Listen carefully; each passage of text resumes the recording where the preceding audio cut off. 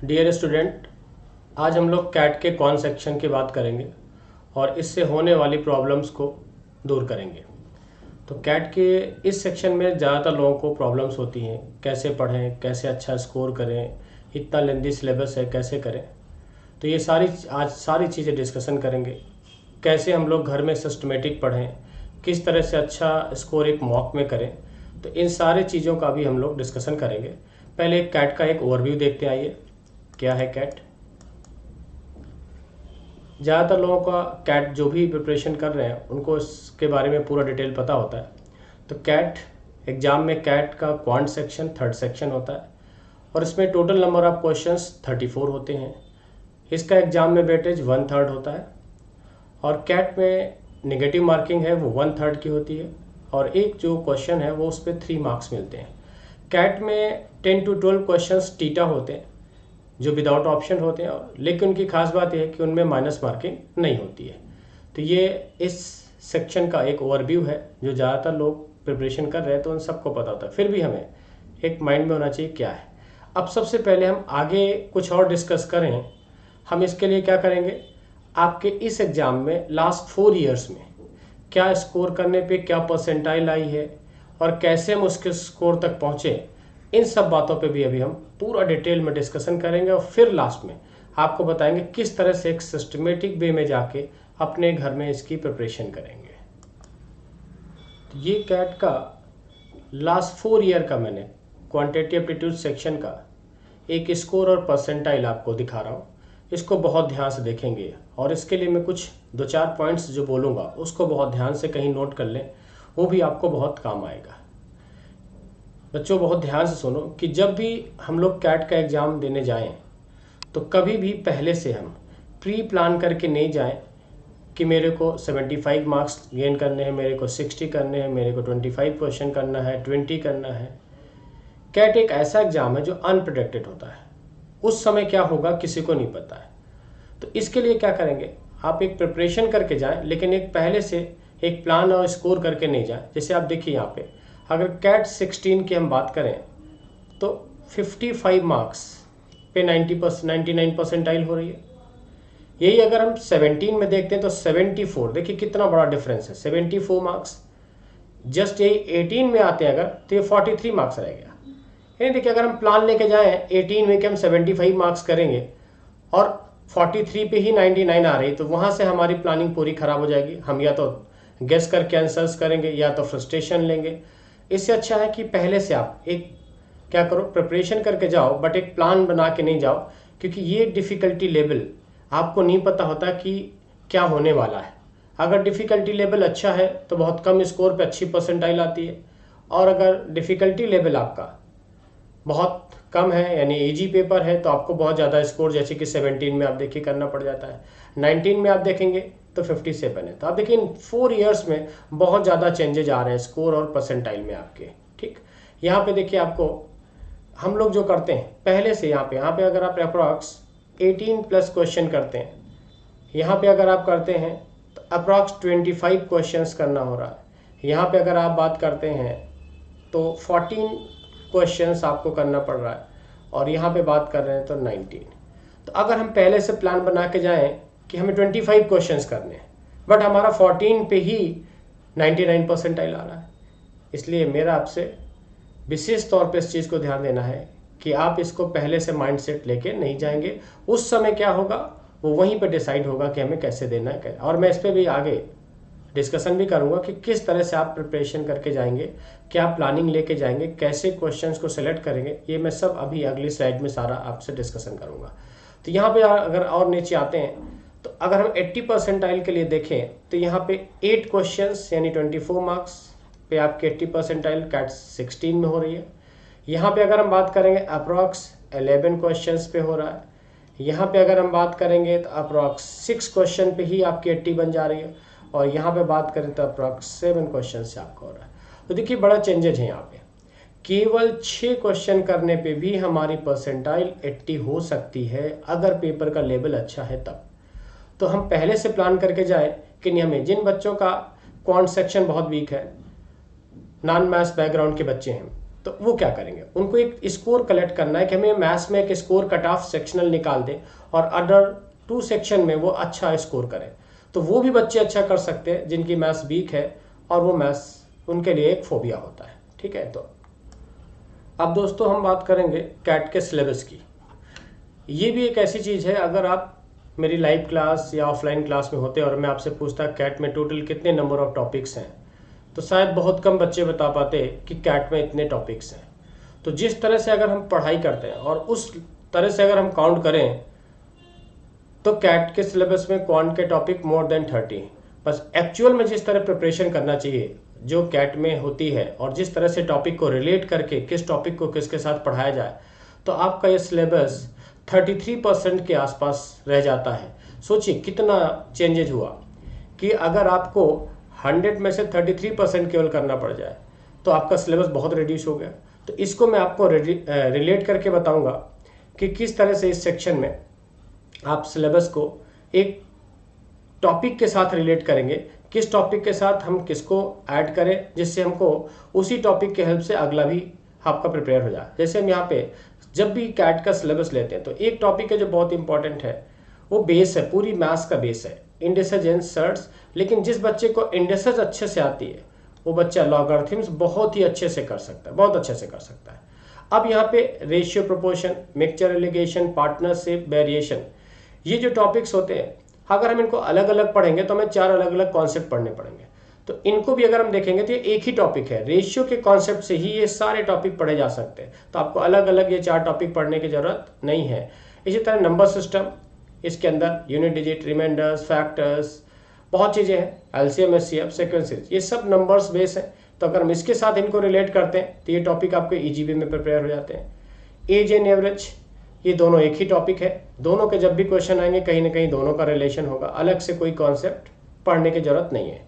इसी तरह percentage, profit loss, तो ये टोटल आपके 11 टॉपिक्स हैं और इनके वेटेज भी आप देखेंगे। अगर हम कैट में देखेंगे तो इन सब टॉपिक का अपना अपना के इम्पोर्टेंस है। अगर इस टॉपिक की बात करें तो इधर लास्ट 3 ईयर्स से 4 to 5 क्वेश्चंस इस सेक्शन से आ जा रहे हैं। अगर हम बात करेंगे नंबर सिस्टम की और सीक्वेंस सीरीज मिला के यहाँ पे भी 3 to 4 क्वेश्चंस मिनिमम मिल रहे हैं। अगर हम अर्थमेटिक की बात करें, अब यहाँ अर्थमेटिक की बात है, ये अर्थमेटिक,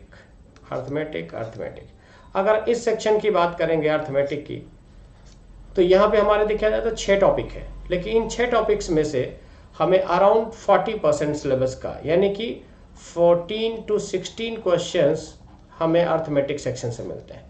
तो आप जब प्रिपरेशन करेंगे तो ये भी ध्यान रखेंगे किस टॉपिक का एग्जाम में कितना वेटेज है और हमें किस सेक्शन में को पहले प्रिपेयर करना है। आप इसको भी एक कम्बिनेशन बना सकते हैं, arithmetic with geometry, arithmetic with number systems, तो बहुत चीज़ों का आप कम्बिनेशन बना सकते हैं। और अगला इंपॉर्टेंट सेक्शन है आपका अलजेब्रा, जिसके अंदर quadratic equation, linear equation, maximum minima, ये सब आता है। तो ये सेक्शन हो गया और इसके बाद है हमारा ज्योमेट्री मेंसुरेशन, जिसमें अप्रॉक्स 6+ क्वेश्चंस आते हैं। तो अब आपको कैसे घर में प्रिपरेशन करना है, किस तरह से सिलेबस को कवर करना, इसी के लेके ये आज सेशन में ले रहा हूँ और इसको बहुत सिस्टमेटिक वे में बताऊंगा किस तरह से आप घर में प्रिपरेशन करें और एक अच्छा स्कोर आप लेके आए कैट के एग्जाम में। तो दोस्तों अब हम बात करेंगे किस तरह से एप्टीट्यूड सेक्शन को प्रिपेयर करें और उसको करने का क्या एक प्रोसीजर होना चाहिए। इसमें से 2 कैटेगरी के स्टूडेंट होते हैं, एक मैथ्स बैकग्राउंड और एक नॉन मैथ्स बैकग्राउंड। हम दोनों की बात करेंगे कि इस सेक्शन को किस तरह से एक सिस्टमेटिक वे में हम लोग एक प्रिपेयर करें जिससे बहुत ही अच्छा एक स्कोर ला सकते हैं। कुछ बच्चे जो मैथ्स बैकग्राउंड के होते हैं, एक उनसे गलती होती है, वो सीधे क्या करते हैं, चैलेंजर लेवल्स पे पहुंच जाते हैं और बिना फाउंडेशन और कॉन्सेप्ट क्लियर किए हुए। तो ये एक सही तरीका नहीं होता, इससे आपको प्रॉब्लम्स होने वाली और होती भी है। तो हम लोग इसके लिए क्या करें, एक सिस्टम के थ्रू प्रिपरेशन करेंगे। सबसे पहले हम लोग क्या करेंगे, बेसिक फंडामेंटल्स अपने क्लियर करेंगे। कोई भी टॉपिक हम पढ़ते हैं अगर उसका हमें फंडामेंटल बेसिक क्लियर है तो हमारा वहाँ पे कॉन्फिडेंस लेवल इंप्रूव होता है कि यार हमारा बेसिक क्लियर है और हम लोग इस टॉपिक को बहुत अच्छे से कर सकते हैं। तो स्टेप 1 में हम क्या करेंगे कि आप कोई भी टॉपिक पढ़ रहे हो, एक एन एग्जाम्पल सपोज हमने ले लिया कि आप परसेंटेज पढ़ रहे हो, तो आप क्या करोगे, सबसे पहले आप एक रेफरेंस बुक लो, परसेंटेज क्या होता है, फ्रैक्शन परसेंटेज क्या होता है, और उसके टॉपिक से 10 to 12 आप पहले एग्जाम्पल्स लगाओ और एक अपना फाउंडेशन लेवल पहले क्लियर करो। ठीक, फिर उस टॉपिक में कितनी टाइप ऑफ कॉन्सेप्ट है, आप कॉन्सेप्ट बिल्डिंग करो कि इस क्वेश्चंस को अगर हमें करना है तो पहले कॉन्सेप्ट से जाके करें, फिर देखो कि इसमें और हम कितने तरीके से आंसर कर सकते हैं वो देखो। और एक चीज़ बहुत बहुत ध्यान से सुनिए, बहुत लोग आपको एक ऐसी अप्रोच लेके आते हैं, ट्रिकी अप्रोच, ये ध्यान रहे ये ट्रिक वही बच्चा अप्लाई कर सकता है जिसका कॉन्सेप्ट और बेसिक पूरी तरह से क्लियर है। ट्रिक नाम की कोई चीज़ होती नहीं है। कॉन्सेप्ट से सॉल्व किया गया क्वेश्चन का फाइनल पार्ट ही आपका शॉर्टकट कहलाता है। उसमें बहुत से पोर्शंस को हिडन कर देते हैं। आप खुद ट्रिक लिख सकते हो, आपको किसी की ट्रिक रटने की जरूरत नहीं है। तो बहुत से आपको लोग इस पे ट्रिक पे लेके बहुत से आपको ट्रायल देंगे, बड़े अच्छे अच्छे अप्रोच बताएंगे। ये क्वेश्चन आने के बाद जब हमारे पास एनफ टाइम होता है उस टाइम पे हम बैठ के खाली में बहुत से ट्रिक निकालते हैं, लेकिन एग्जाम जब हम दे रहे होते हैं वहाँ हमें एक ट्रिक याद रखना बहुत मुश्किल काम है। तो आप सबसे पहले ट्रिक नहीं, आप कॉन्सेप्ट बिल्डिंग करें, ऑटोमेटिक आप खुद से ट्रिक अपनी बना लोगे और आपको अपनी अप्रोच जो खुद डेवलप करोगे वो एग्जाम में भी नहीं आपको भूलने वाली है। तो स्टेप 2 हम लोग लेके चलेंगे। अब फिर हम लोग करेंगे स्टेप 3 यानी कि हाई लेवल। इसके लिए क्या है, इसको करने के लिए हम लोग जितने भी मॉक देंगे उसके क्वेश्चंस, पास्ट ईयर पेपर्स लगाएंगे उसके क्वेश्चंस। तो हम 3 लेवल्स की प्रिपरेशन करेंगे, 3 लेयर के साथ करेंगे, लेकिन स्टार्ट लेयर 1 से करेंगे। तो अब इसको कैसे पढ़ना है, किस तरह से पढ़ना है, तो अब आइए अगली स्लाइड में मैं इसका पूरा डिटेल आपको डिस्क्रिप्शन दे रहा हूँ किस तरह से आपको चीज़ें करनी होगी। ठीक है, तो आइए दोस्तों अब हम देखें किस तरह से क्वांट सेक्शन को घर में अपने प्रिपेयर करें और उसको पढ़ने का हमारा क्या प्रोसीजर होना चाहिए। तो आइए इसके लिए हम आपको एक चार्ट के थ्रू इसको हम पढ़ने के लिए क्या करते हैं, आपको 7x2 यानी 14 आवर्स मैं आपका वीकली प्लान बना रहा हूँ और आपको एक दिन के लिए मैं 2 आवर्स दे रहा हूँ क्यूए सेक्शन के लिए, कि अगर आप एक दिन में सपोज केवल 2 घंटे पढ़ते हो क्वांट सेक्शन, तो उसको किस तरह से हम लोग इस सिलेबस को, और ये सबको मालूम है कि अभी हमारे कैट एग्जाम में 80+ डेज है रिमेनिंग है अभी, और अभी भी हम लोग 0 लेवल से स्टार्ट करके पूरा सिलेबस हम कैट एग्जाम से पहले प्लस रिवीजन और साथ में हम लोग मॉक प्रैक्टिस के लिए भी टाइम निकाल सकते हैं। तो अब इसमें से मैं क्या करूँगा, इस 14 आवर्स में से 4 आवर्स में आपके अलग कर देता हूँ आपके मॉक वगैरह देने के लिए। ये आप जो भी करेंगे 4 आवर्स, ये आपको मॉक प्रैक्टिस या जो भी आप करते हो आपके लिए, मुझे केवल 5 डेज आपके चाहिए, 5x2 यानी अब हम बात करेंगे 5 डेज अगर हम क्यूए सेक्शन पढ़ते हैं, पर डे 2 आवर्स पढ़ते हैं, तो हम लोग कैट एग्जाम से पहले क्या क्या चीज़ें कैसे प्रिपेयर कर सकते हैं। जैसे कि मैंने पिछले वीडियो में भी आपसे कहा था कि सबसे बड़ी चीज़ है डिसिप्लिन। अगर हम कोई काम करते हैं और उसका एक शेड्यूल बनाते हैं तो फिर हमको उस पर पूरा काम करना पड़ेगा। ऐसा नहीं हम कर सकते कि आज हम 2 घंटे पढ़े, 4 दिन से किताब नहीं खोले फिर हम 8 घंटा पढ़े, ये नहीं। एक आपको डिसिप्लिन मेंटेन रखनी होती है अपने स्टडी में। तो अब यहाँ पे देखते हैं कि इस 10 आवर्स को हम कैसे डिवाइड करेंगे। इसको हम 3 पार्ट्स में डिवाइड करेंगे। अगर आप इन अ डे 2 आवर्स पढ़ते हैं, इस 2 आवर्स का भी एक सिंपल ब्रेकअप मैं आपको दे रहा हूँ। इस 2 आवर्स के लिए डेली आप हाफ एन आवर अपने हैंड रिटन नोट्स के लिए रखेंगे। जो भी आपको पढ़ाया गया है या आपने अपने से प्रिपेयर किया है, तो हम क्या करेंगे, तो हाफ आवर हमारे हैंड रिटन नोट्स के लिए हो गया और इसमें से 1 आवर। अब आप खुद सोचो कि कोई चीज़ अगर कोई सब्जेक्ट टीचर आपको इंडिसेस, सर्ट्स, लॉगरिथम्स कोई भी टॉपिक पढ़ाता है तो उसको दोबारा रिवाइज करने में कितना टाइम लगेगा। मुझे लगता है अगर उस पर जो भी एक्सरसाइज जो भी मिली है हम लोग 1 घंटे में उसको कर सकते हैं। तो 1 घंटे आपको प्रैक्टिस के लिए हम दे रहे हैं कि जो भी आपको सीट, बुक जिससे भी करना है आप 1 आवर प्रैक्टिस करेंगे and remaining half an hour, ये ध्यान रहे, ये बहुत इंपॉर्टेंट है, रिमेनिंग हाफ एन आवर आप 10 ईयर पास्ट कैट के पेपर्स करेंगे। 10 ईयर पेपर्स में टॉपिक बाई टॉपिक, जो टॉपिक आप नोट से रिवाइज कर रहे हो, जिसकी प्रैक्टिस कर रहे हो, उसी का हाफ एन आवर आप क्या करोगे, CAT past year paper solve करोगे। अब ये बड़ी इंपॉर्टेंट चीज़, देखिए दुनिया का कोई ऐसा एग्जाम नहीं है कि अगर हम उस एग्ज़ाम के 10 ईयर्स पेपर को सॉल्व कर लें तो हमको ये अंदाज़ा ना लगे कि इस बार क्या आने वाला है। आप बहुत टीचर्स पूछते हो कि सर क्या इंपॉर्टेंट है, कैसे पढ़ें। मैं आज आपको यकीन दिलाता हूँ कि आप टॉपिक वाइज जो भी आप पढ़ रहे हो, अगर 10 ईयर पेपर्स आप सॉल्व कर लेते हो तो आपको ये खुद से आप और बच्चों को बता सकते हो कि कैट 2020 में पेपर का पैटर्न ये रहने वाला है, इस टॉपिक से ये क्वेश्चंस आने वाले हैं, इसका लेवल ये रहने वाला है। तो पास्ट ईयर पेपर्स आपका एक इमेज बिल्डिंग करता है माइंड में कि ये होने वाला है और ऐसा आएगा। तो आप इसको क्या एक सिस्टम के थ्रू रेगुलर बेसिस पे इसको भी प्रैक्टिस करेंगे, जिससे आपको ये पूरा एक आइडिया लग जाएगा कि नहीं हमारा क्या हो रहा। और ये भी हो जाएगा कि आपने जो लेयर मैंने अभी बताई पिछली स्लाइड में, स्टेप 1, स्टेप 2 एंड स्टेप 3, उससे ये भी लग जाएगा कि आपने जो ये प्रिपरेशन करी है बेसिक कॉन्सेप्ट, और ये जो अब हम लोग पास्ट ईयर पेपर कर रहे हैं, क्या उससे ये सॉल्व हो रहा है कि नहीं हो रहा है। और अगर ये सॉल्व हो रहा है तो हम लोग राइट डायरेक्शन में जा रहे हैं, और नहीं सॉल्व हो रहा है तो कहीं ना कहीं कुछ हमसे मिस हो रहा है। तो ये है हमको कि प्रिपरेशन करने के लिए हमको एक चार्ट अपने आप से बनाना पड़ेगा और उसके अकॉर्डिंग हमें इस पर काम करना पड़ेगा। तो मैं अब आपको ये बताने वाला हूँ कि इन बचे हुए 80 डेज में कैसे हम क्वांट का कंप्लीट सिलेबस 40 डेज में ही कर सकते हैं, सिर्फ 40 डेज में। रिमेनिंग 40 डेज आप केवल mock practice and practice and practice. तो आइए पहले इसको मैं आपको दिखाता हूँ कि किस तरह से आप प्रिपेयर करेंगे पर डे 2 आवर्स की टोटल आपके जो 11 टॉपिक्स मैंने बताए हैं वो आप 40 डेज में कैसे कवर कर सकते हो। तो इसको बहुत ध्यान से देखिए और इसको कोशिश करिए कि ज़्यादा नहीं, आप केवल 10 डेज करके देखें जो मैं बता रहा हूँ। यकीन मानिए आपको खुद लग जाएगा कि ये जो प्रोसेस आप कर रहे हैं उससे आपको कितना इंप्रूव हो रहा है। आपका स्कोर पहले क्या रहा था मॉक में, मेरा ये वीडियो देखने के बाद आप पहले एक मॉक दे लीजिएगा और अपना एक स्कोर एक डायरी में नोट करके रखिए कि आपका अभी क्यूए सेक्शन में क्या है, और आफ्टर 10 डेज आप फिर कोई दूसरा मॉक दीजिए और फिर आप चेक करिए कि अब आपके स्कोर में क्या इंप्रूवमेंट हुआ है, वाकई फ़ायदा हो रहा है कि नहीं हो रहा है।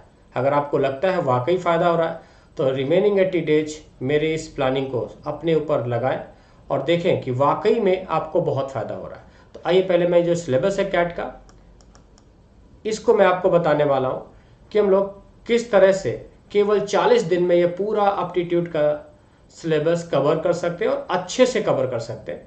तो आइए देखें कैसे, ये अब इस पर हम लोग बात करेंगे।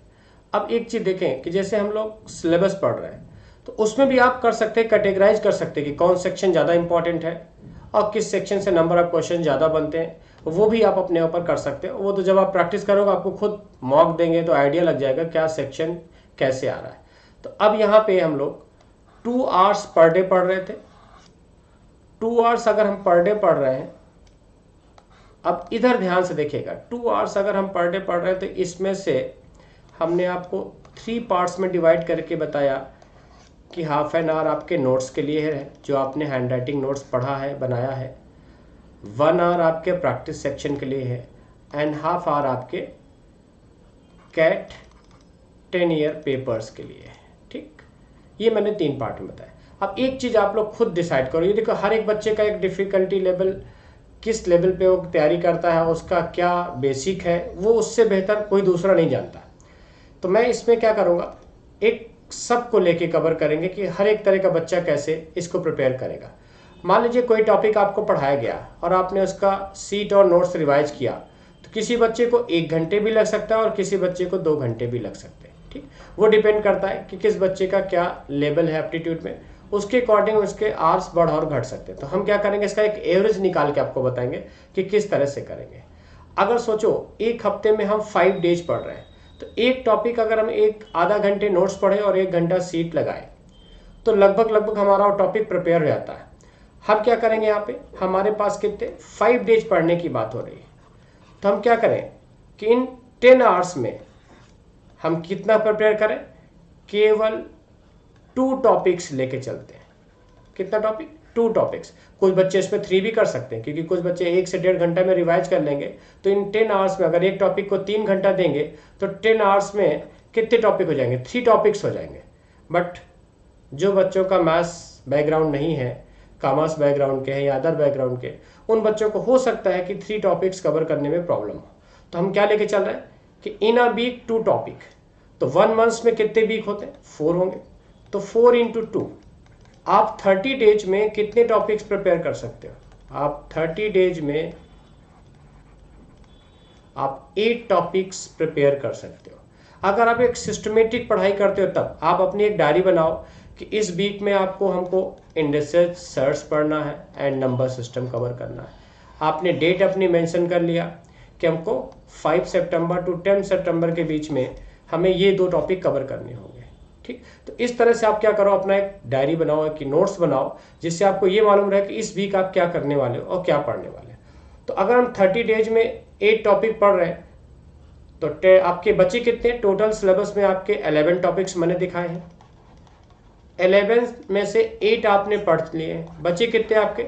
3 टॉपिक्स बचे हैं, जो कि आप रिमेनिंग 10 डेज में 3 टॉपिक्स आप प्रिपेयर कर सकते हो। तो एप्टीट्यूड का पूरा सेक्शन अगर एक आप सिस्टमेटिक वे में प्रिपेयर करें तो 40 डेज में आप पूरा का पूरा सिलेबस आप तैयार कर सकते हैं। आपने देखा होगा कि आज 4 घंटे लगा रहे थे, परसेंटेज ही लगा रहे हैं, आप 6 महीने बाद भी देखते तो आपको लगता है कि अभी 50% सिलेबस नहीं हुआ। उसका रीजन पता आपको ऐसा क्यों हो रहा है? क्योंकि आपने कभी एक सिस्टमेटिक वे में पढ़ाई नहीं करी, आपने कभी इस तरह से डेट बाई अपने नोट्स नहीं प्रिपेयर किए। आपको बनाना पड़ेगा कि मुझे इस वीक में यही पढ़ना है। जब आप पहले अपने आप को डिसिप्लिन में रखोगे, डिसाइड करोगे ये करना है तो करना है, तो आप 100% उस चीज़ को कर जाओगे। लेकिन अगर आप रैंडम पढ़े कि आप 6 घंटा पढ़ रहे हो और आपको ये नहीं पता कि आपने एलआर पढ़ा कि वीए पढ़ा कि क्यूए पढ़ा, तो हर सब्जेक्ट को आपको एक पहले से ही प्री डिसाइड होना चाहिए कि हमें क्या पढ़ना है, इस वीक में हमें क्या क्या टॉपिक प्रिपेयर करने हैं। तभी आपका एक सिलेबस टाइम पे होगा और आपका एक अच्छा स्कोर आएगा। इसमें से क्वांटिटी एप्टीट्यूड सेक्शन में स्कोर करने के लिए देखिए बहुत ही, अगर एक सिस्टमेटिक वे में करेंगे तो बहुत अच्छा स्कोर कर सकते हैं। आप देखते हैं कि कैट 18 में केवल 6 क्वेश्चन करने पर आपकी परसेंटाइल 80+ आ गई। तो अगर एक पेपर का लेवल अच्छा है और अगर आपने एक सिस्टमेटिक वे में प्रिपेयर किया तो बहुत ही अच्छा स्कोर आप यहाँ पे ला सकते हैं। अब आपके जो रिमेनिंग 40 डेज बचे हैं, ये तो आपका सिलेबस आपने पढ़ा। रिमेनिंग 40 डेज में आपको सिर्फ और सिर्फ मैं प्रैक्टिस के लिए दे रहा हूँ, सिर्फ प्रैक्टिस। जब आप 40 डेज में पूरा कॉन्सेप्ट सारी चीज़ें क्लियर कर लेंगे तो आप क्या करेंगे, आपका कैट में स्कोर तब तक नहीं आएगा जब आप मॉक्स नहीं अच्छे से देंगे। आपको हर हफ्ते अभी 1 मॉक देना होगा, फिर आपको अक्टूबर में इन अ वीक 2 मॉक देना पड़ेगा।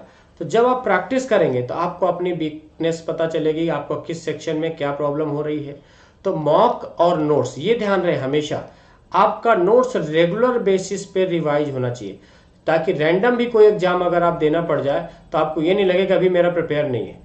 तो आपको मॉक प्रैक्टिस एंड नोट्स ये रेगुलर 40 डेज तक अगर आप करते हो तो क्वांट सेक्शन में एक बहुत ही अच्छा स्कोर आएगा। और ये ध्यान रहे कि हर चीज़ एक डिसिप्लिन में, जैसे मैंने बोला है उसी तरह आपको करना पड़ेगा। तो ये आपका क्वांट सेक्शन का सिर्फ 2 घंटा पढ़ने के लिए आप 40 डेज में पूरे कंप्लीट सिलेबस को आप कर पा रहे हो और कर सकते हो। अब फाइनली इसको देखिए, दुनिया का सबसे फास्ट स्कैनर जो कि आपकी आंख होती है। बहुत से लोग पेपर देते हैं लेकिन उनको एक स्टार्ट कैसे करना है, पेपर को बैलेंस कैसे करना है, यहाँ से बहुत बड़ी गलती आती है। जितने भी स्कैनर्स आते हैं आपकी आंख से तेज नहीं होते। आपको जब एग्जाम देते हो, वैसे भी आपका क्वांट सेक्शन 3rd सेक्शन है, उस सेक्शन पहुँचते पहुँचते अदर 2 सेक्शन का फ्रस्ट्रेशन हो सकता है कि वे सेक्शन में निकले। तो इस सेक्शन में पहुँचने से पहले आप रिलैक्स करिए, पहले 5 मिनट में पूरे पेपर को आप स्कैन करिए। स्कैनिंग भी आपके एक लेवल के अकॉर्डिंग डिसाइड होना चाहिए कि आपको किस क्वेश्चंस को पहले करना है, किस क्वेश्चंस को बाद में करने हैं। आपने बहुत से एग्जाम्स देखे होंगे कि जब आप एग्जाम पेपर देते हो तो आप जब घर लौट के आते हैं, जब वो पेपर मिलता है आपको, तो आपको लगता है ये तो क्वेश्चन मैंने वहाँ देखा ही नहीं, ये तो मैं कर सकता था। तो एक क्या है, एग्जाम एक ट्रैप होता है। वो एग्जामिनर इस तरह से पेपर सेट करता है कि आप कुछ ऐसे क्वेश्चंस में उलझ जाओ कि आपके वो इजी क्वेश्चन छूट जाए जो आप कर सकते हो। तो ये आपसे गलती ना हो, इसके लिए आपको क्या करना पड़ेगा, पहले पेपर को स्कैन करना पड़ेगा। अब स्कैन का मतलब 1 बाय 1 क्वेश्चन पढ़ना नहीं है, आपको देखते ही कैट प्रिपरेशन जब इतने दिन से कर रहे हैं तो देखते ही मालूम चलता है कौन क्वेश्चन आपसे आएगा और कौन क्वेश्चन आपको नहीं आएगा। तो इसमें भी 3 कैटेगरीज आप बनाएंगे, category 1, category 2 and category 3। Category 1 में वो क्वेश्चन होंगे जो आपको लगता है अरे इनको तो बहुत जल्दी लगा देंगे, देखते ही लगा देंगे। तो आप पहले उन क्वेश्चन को क्या करो, आपको एक A4 शीट कैट पेपर में मिलती, आप उस पेपर में से अपने ऑर्डर सेट कर ले कि पहले किसको करना है। तो फर्स्ट जिसको करना है, जो आपको लगता है कि बहुत जल्दी आंसर्स आएंगे, सपोज आपने स्कैन किया कि ये 8 to 10 क्वेश्चंस हैं जो बहुत जल्दी कर सकते हैं, तो आप उसको कैटेगरी 1 में उनके नंबरिंग डाल दें। फिर कुछ क्वेश्चंस आपको लगते हैं आ जाएंगे लेकिन टाइम लगेगा, सपोज ऐसे भी आपके पास 5 to 6 क्वेश्चंस है, और कुछ क्वेश्चन ऐसे हैं जो देखते ही आपको लग रहा है कि हमसे होंगे नहीं, तो उन पे क्रॉस लगा दो, यानी उनको देखना ही नहीं। और यकीन मानिए उनको देखने का हो सकता है लास्ट तक टाइम ही ना मिले। तो आप मैक्सिमम पहले क्या करो, टाइम उस सेक्शन में बिताओ, उन क्वेश्चंस पे लगाओ जो आप कर सकते हो। तो पहले क्वेश्चन को छांटो कि कौन क्वेश्चन आप बहुत तेज कर सकते हो, जल्दी कर सकते हो। और हर एग्जाम में चाहे जितना टफ कैट का पेपर हो, आपको हमेशा कम से कम 25% क्वेश्चन ऐसे मिलते हैं जो थिंक विदाउट इंक, देखते ही आंसर मार सकते हैं। तो उन क्वेश्चंस को पहले छांटो, फिर वो क्वेश्चन जो आप कर सकते हो लेकिन टाइम कम लगेगा, फिर वो क्वेश्चन जो कर सकते हो थोड़ा टाइम ज़्यादा लगेगा, फिर उन क्वेश्चंस की बात करो जो आपसे होना नहीं, उनको छोड़ो। मेरा यहाँ ये कहने का मतलब नहीं कि आपको 8 क्वेश्चन ही करना है, ना ही मेरा ये कहने का मतलब है 5 to 6। यहाँ पे आपको 10 to 12 करो, यहाँ पे 6 to 8 करो, आप जितना कर सकते हो। लेकिन हाँ, पहले से मैंने पहले ही भी आपको समझाया कि प्री प्लान लेके नहीं जाएंगे कि मुझे कैट में 25 क्वेश्चंस करने, ये करेंगे तो आपसे बहुत बड़ी भूल होगी। हो सकता है आप प्लान लेके न जाए 25 कर दें, और हो सकता है आप कि 15 ही कर पाए। और अगर आप 15 भी करते हैं, यकीन मानिए अगर पेपर का डिफिकल्टी लेवल अच्छा है तो हो सकता है आपकी परसेंटाइल 95 99 आ जाएगी यहाँ पे भी। तो सबसे इंपॉर्टेंट है अपने ये जो प्रोसेस है, अपने मॉक में इसको एक्सपेरिमेंट करिए कि आप कोई भी मॉक दीजिए तो पहले स्कैन करिए सेक्शन को, स्कैन करने के बाद क्वेश्चन की कोडिंग करिए कि कौन क्वेश्चन हमें पहले करना है और कौन क्वेश्चन हमें बाद में करना है, और किन क्वेश्चन को हमें देखना ही नहीं। कोडिंग करने के बाद ही आप स्टार्ट करें पेपर, ये मेरी आपसे विशेष रिक्वेस्ट है। और अगर मानेंगे तो नो डाउट इसका बहुत फायदा होगा, बहुत ही फायदा होगा। अगर आपको लगा कि हम लोग आपके लिए कुछ अच्छा प्रयास कर रहे हैं और आगे भी करते रहेंगे, तो आप हमारे इस चैनल को सब्सक्राइब करें, लाइक करें।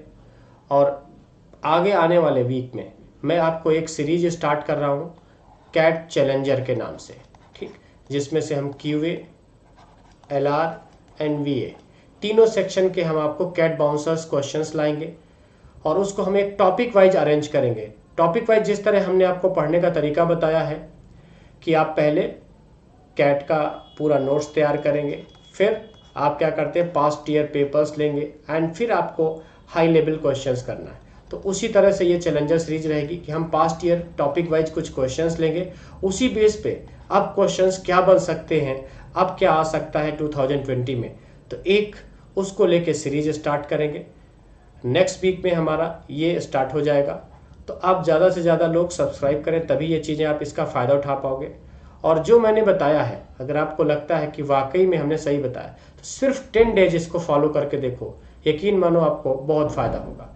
और इसके लिए हम लोग फिर मिलेंगे next week. Thank you so much.